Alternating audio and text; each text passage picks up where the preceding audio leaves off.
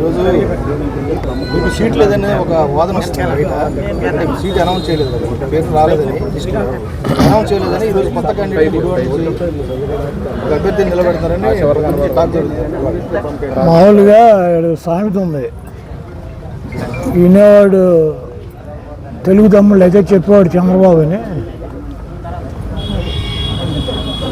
జగన్మోహన్ రెడ్డి గారు ఈరోజు దాకా 7 విడతల్లో అభ్యర్థుల్ని మార్చేటువంటి పేర్లని, ఇన్ఛార్జీలని, ఒక చోట నుంచి ఒక చోటకు మార్చేవాళ్ళని ఇవన్నీ కూడా అనౌన్స్ చేశారు. మార్చేవాళ్ళు అంటే ఏంటి? అభ్యర్థులను మార్చేవాళ్ళని మార్పులు చేర్పులు చేస్తున్నారు. మార్పులు చేర్పులు లేకపోతే ఏంటి? పెద్దిరెడ్డి గారి సీట్ అనౌన్స్ చేశారా? బొత్స గారి సీట్ అనౌన్స్ చేశారా? మా జిల్లాలో జగపేట అనౌన్స్ చేశారా? నంద్యాల అనౌన్స్ చేశారా? విజయవాడ ఈస్ట్ అనౌన్స్ చేశారా? గన్నవరం అనౌన్స్ చేశారా? గుడివాడ అనౌన్స్ చేశారా? నూజివీడు అనౌన్స్ చేశారా? వినేవాడు తెలుగు తమ్ముడు అయితే చెప్పేవాడు చంద్రబాబు అని చెప్పి సొల్లు కబుర్లు చెప్పేవాళ్ళకి. అయినా వైఎస్ఆర్సీపీ సీట్లు ఎవరిస్తారు? ఏబిఎన్ రాధాకృష్ణ ఇస్తాడా? లేకపోతే టీవీ బిఆర్ నాయుడు గడిస్తాడా? లేకపోతే మహాన్యూస్ పౌడర్ డబ్బా గడిస్తాడు? ఎవడిస్తారు? కాదే, వైఎస్ఆర్సీపీ సీట్లు మార్పులు చేర్పులు ఎవరు చేస్తారు? జగన్మోహన్ రెడ్డి గారు చేస్తాడు. ఎవడ పౌడర్ డబ్బా గడేసిన news all bogus news. ABN అంటే ఏంటి? All bogus news. రాధాకృష్ణ వచ్చిన కథనాలు కాకుండా ఇప్పుడు గుడివాడలో ఫ్లెక్సీనా ఎన్ని ఉన్నాయి? ఎక్కడెక్కడ? మాకైతే గ్రూపుల్లో కదా, మరి నువ్వు ఎక్కడ చూసావు గుడివాడలో? మరి ఫ్లెక్సీలు అంటారు. ఫ్లెక్సీనా? ఇద్దరు వ్యక్తులకు సంబంధించిన ఫ్లెక్సీలు, 2 అయితే ఫ్లెక్సీలు అంటారు. నువ్వు సోషల్ మీడియాలో చూస్తే నరేంద్ర మోడీ గారికి కూడా గుడివాడ సీట్ ఇస్తాడు రాధాకృష్ణ. ఒక ఫ్లెక్సీ రాత్రి కట్టారు, పొద్దున్న తీస్తారు. ఎవడో గొలగాడి రాత్రి కట్టించాడు. వాడు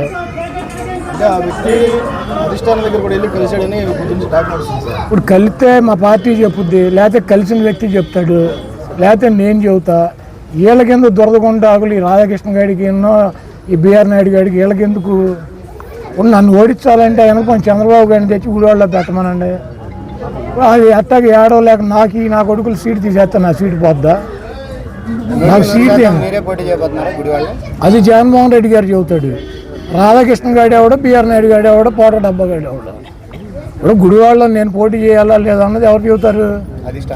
జగన్మోహన్ రెడ్డి గారు చెబుతారు, లేకపోతే వైఎస్ఆర్సీపీ చెప్పుద్ది.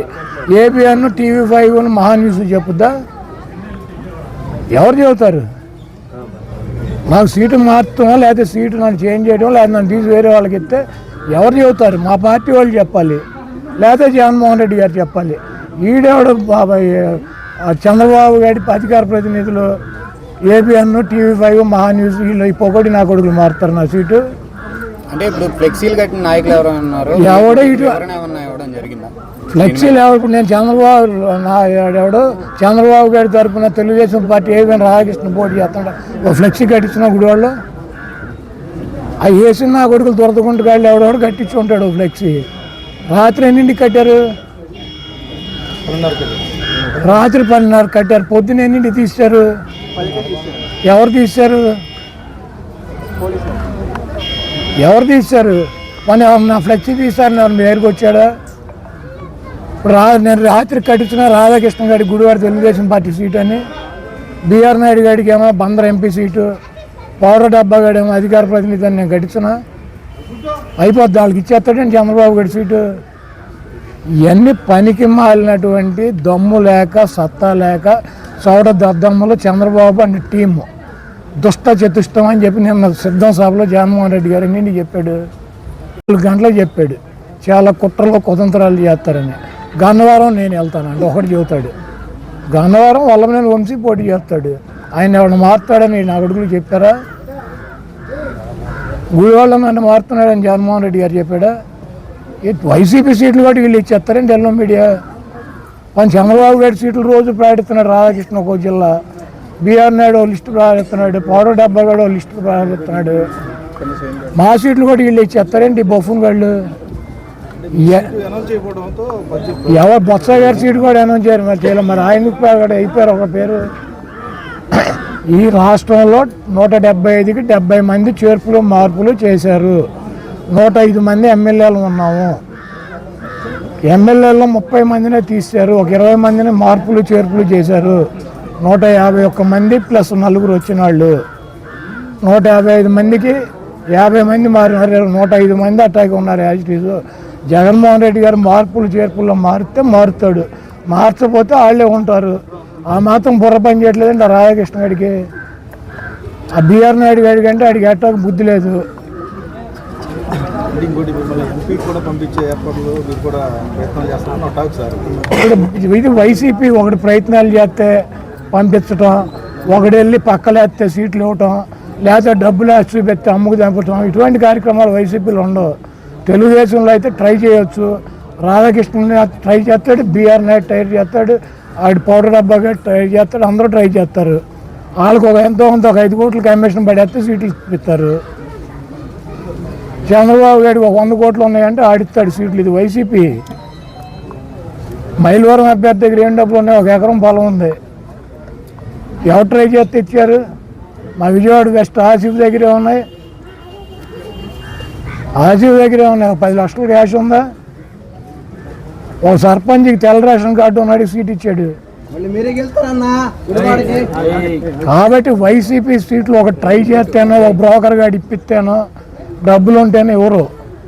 వైసీపీ సామాజిక సమీకరణలో ఎస్సీలకి, ఎస్టీలకి, మైనార్టీలకి, బీసీలకి పెద్దపీట వేయాలని జగన్మోహన్ రెడ్డి గారు ఇస్తున్నాడు. చంద్రబాబుకి దమ్ముంటే 25 సీట్లలో 11 సీట్లు జగన్మోహన్ రెడ్డి గారు బీసీలకు ఇచ్చాడు.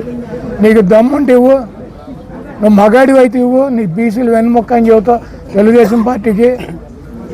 ఈ రాష్ట్రంలో అత్యధిక సీట్లు బీసీలకు కానీ, మైనార్టీలకు కానీ, ఎస్టీలకు కానీ, ఎస్సీలకు కానీ సామాజికంగా అధిక ప్రాధాన్యత జగన్మోహన్ రెడ్డి గారు ఇద్దామన్నటువంటి ఉద్దేశంతో కొంతమందిని తప్పని పరిస్థితుల్లో కొన్ని మార్పులు చేర్పులు చేస్తున్నారు. అదంతా కూడా మా పార్టీ వ్యక్తిగతంగా మాకు సంబంధించినటువంటి విషయం. జగన్మోహన్ రెడ్డి గారు సీటు మార్చడా అది మాకు ఆయనకి సంబంధించినటువంటి విషయం. మధ్యలో ఈ తెలుగుదేశం బ్రోకర్ గాళ్ళకి ఎందుకు? మా గుడివాళ్ళు ఇప్పించాడు కదా రాధాకృష్ణ 5 కోట్లు దొబ్బి. ఈ బ్రోకర్ పనులు తెలుగుదేశంలో చేసుకోమని బ్రోకర్ గాళ్ళని. మా పార్టీ సంగతి ఎందుకు ఈ బ్రోకర్ గాళ్ళకి?